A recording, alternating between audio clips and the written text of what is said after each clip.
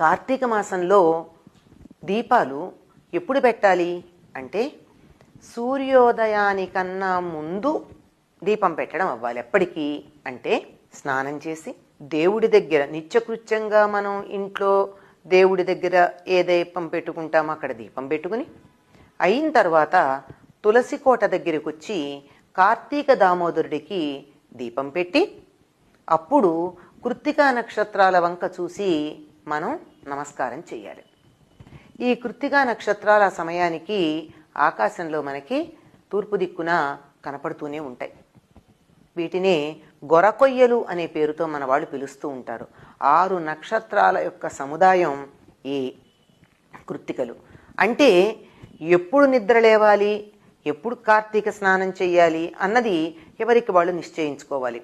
ఎంత వేగంగా ఎంత త్వరగా మనం ఈ పని చేయగలమో అన్న దాన్ని బట్టి ఉంటుంది.